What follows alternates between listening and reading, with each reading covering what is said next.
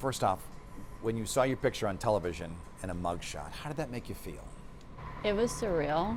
I never imagined that that would be anything that could ever happen to me, because I mean, it was very tough. It's very hard to put into words because it was very tough.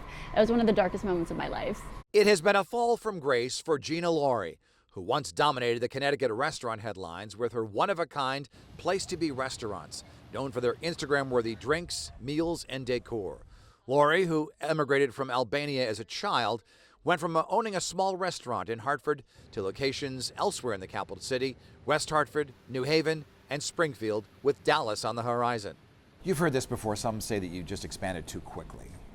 What's your response to that? Yeah, I mean, I don't think that's a fair representation, because it just makes it sound that like we were reckless in what we did, and I don't think that's fair. We had a very high demand.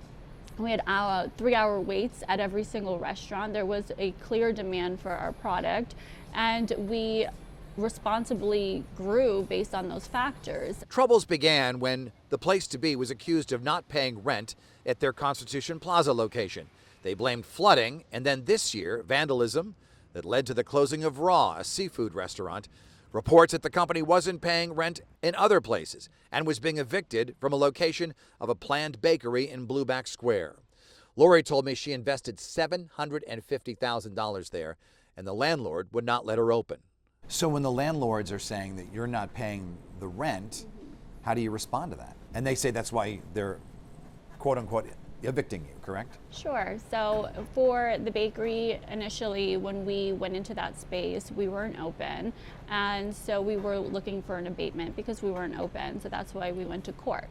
And we agreed to just pay it. And that's all that we've been doing this entire time. So. And you're suing now. Well, we're in active litigation with them. Then this summer, Lori was arrested, accused of writing a bad check to a supplier. Let's talk about your arrest for Correct. writing the bad checks or the checks that came from a closed account. Correct. How did that happen? I ran to the location. I grabbed the first checkbook that was on the desk that was already pre-stamped with my signature, which usually means that that's the checkbook that is accurate. I wrote it out of that checkbook and handed them off. And then I was told a week later that the account was closed. All of this has impacted the bottom line. The company is down to 3 locations with all expansion canceled. The place to be workforce has dropped from 300 to 150.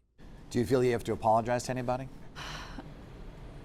I have to apologize to my team because they work so hard. And I think this is so frustrating for them to have to deal with day in and day out. We have an incredible team that really comes in and shows up no matter how dark it gets for us out there. And so. Do you think you can beat the check